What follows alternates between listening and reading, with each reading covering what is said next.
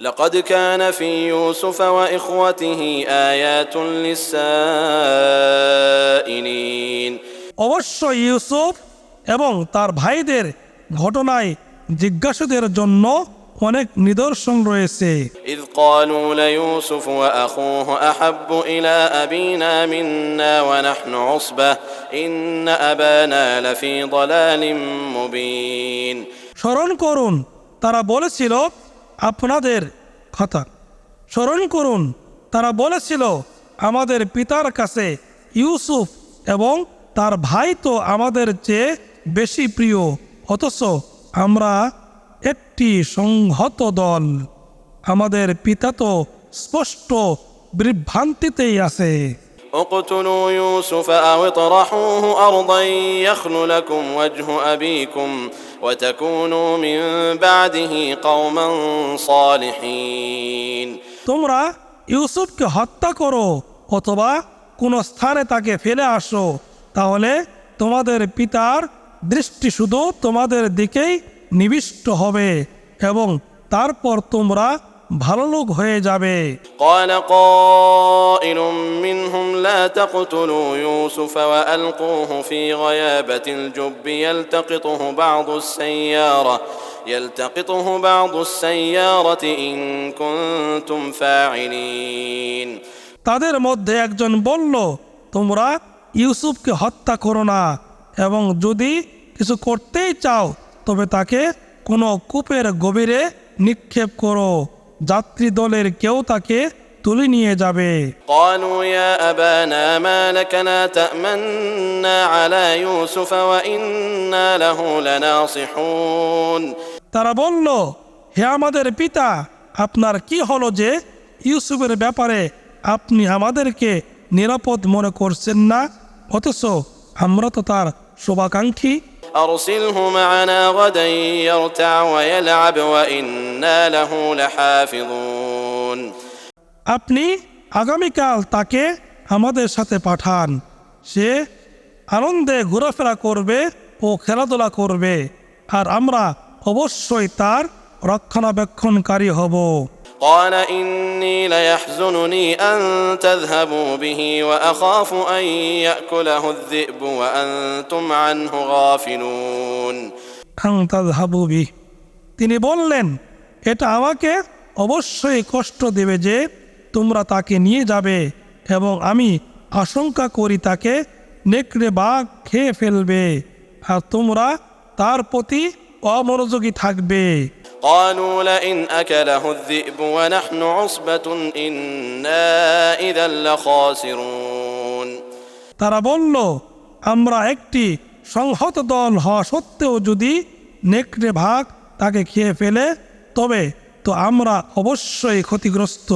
فلما ذهبوا به وأجمعوا أن يجعلوه في غيابة الجب وأوحينا إليه لتنبئنهم بأمرهم هذا وهم لا يشعرون অতঃপর তারা যখন তাকে নিয়ে গেল এবং কূপের গভীরে নিক্ষেপ করতে একমত হলো, আর এ অবস্থায় আমরা তাকে জানিয়ে দিলাম, তুমি তাদেরকে এ কাজের কথা অবশ্যই বলে দেবে, অথচ তারা তা উপলব্ধি করতে পারবে না। وجاءوا أباهم عشاء يبكون আর তারা রাতের প্রথম প্রহরে কাঁদতে কাঁদতে তাদের পিতার কাছে আসলো। قالوا يا أبانا إنا ذهبنا نستبق وتركنا يوسف عند متاعنا فأكله الذئب وما أنت بمؤمن لنا ولو كنا صادقين তারা বলল, হে আমাদের পিতা, আমরা দৌড়ের প্রতিযোগিতা করতে গিয়েছিলাম এবং ইউসুফকে আমাদের মালপত্রের কাছে রেখে গিয়েছিলাম, অতঃপর নেকড়ে বাঘ তাকে খেয়ে ফেলেছে, কিন্তু আপনি তো আমাদেরকে বিশ্বাস করবেন না যদিও আমরা সত্যবাদী হই। وجاءوا على قميصه بدم كذب قال بل سولت لكم أنفسكم أمرا فصبر جميل والله المستعان على ما تصفون আর তারা তার জামায় মিথ্যা রক্ত লেপন করে এনেছিল। তিনি বললেন, না, বরং তোমাদের মন তোমাদের জন্য একটি মিথ্যা কাহিনী সাজিয়ে দিয়েছে, কাজেই উত্তম ধৈর্যই আমি গ্রহণ করব। আর তোমরা যা বর্ণনা করছো সে বিষয়ে একমাত্র আল্লাহই আমার সাহায্যস্থল। وجاءت سيارة فأرسلوا واردهم فأدلى دلوه قال يا بشرى هذا غلام وأسروه بضاعة والله عليم بما يعملون। আর একদল যাত্রী আসলো, অতঃপর তারা তাদের পানি সংগ্রহকারীকে পাঠালে সে তার পানির বালতি নামিয়ে দিল। সে বলে উঠল, কি সুখবর, এ যে এক কিশোর। এবং তারা তাকে পণ্যরূপে লুকিয়ে রাখল। আর তারা যা করেছিল সে বিষয়ে আল্লাহ সবিশেষ অবগত। وشروه بثمن بخس دراهم معدودة وكانوا فيه من الزاهدين। আর তারা তাকে বিক্রি করল স্বল্প মূল্যে, মাত্র কয়েক দিরহামের বিনিময়ে, এবং তারা ছিল তার ব্যাপারে অনাগ্রহী। وقال الذي اشتراه من مصر لامرأته أكرمي مثواه عسى أن ينفعنا أو نتخذه ولدا। আর মিশরের যে ব্যক্তি তাকে কিনেছিল সে তার স্ত্রীকে বলল, এর থাকার সম্মানজনক ব্যবস্থা করো, সম্ভবত সে আমাদের উপকারে আসবে, বা আমরা একে পুত্র রূপে গ্রহণ করতে পারি। আর এভাবেই আমরা ইউসুফকে সে দেশে প্রতিষ্ঠিত করলাম। এবং وكذلك مكنا ليوسف في الأرض ولنعلمه من تأويل الأحاديث والله غالب على أمره ولكن أكثر الناس لا يعلمون। যাতে আমরা তাকে স্বপ্নের ব্যাখ্যা শিক্ষা দেই, আর আল্লাহ তার কাজ সম্পাদনে অপ্রতিহত, কিন্তু অধিকাংশ মানুষ জানে না। ولما بلغ أشده آتيناه حكما وعلما وكذلك نجزي المحسنين। আর সে যখন পূর্ণ যৌবনে উপনীত হলো তখন আমরা তাকে হিকমত ও জ্ঞান দান করলাম, আর এভাবেই আমরা ইহসানকারীদেরকে পুরস্কৃত করি।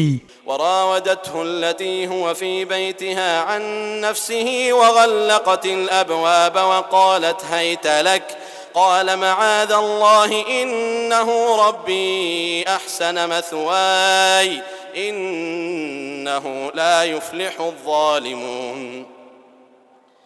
قال معاذ الله إنه ربي أحسن مثواي إنه لا يفلح الظالمون। আর তিনি যে স্ত্রীলোকের ঘরে ছিলেন সে তাকে কুপ্ররোচনা দিল এবং দরজাগুলো বন্ধ করে দিল আর বলল, আসো। তিনি বললেন, আমি আল্লাহর আশ্রয় প্রার্থনা করছি, নিশ্চয় তিনি আমার মনিব, তিনি আমার থাকার সুন্দর ব্যবস্থা করেছেন, নিশ্চয় জালিমরা সফল কাম হয় না।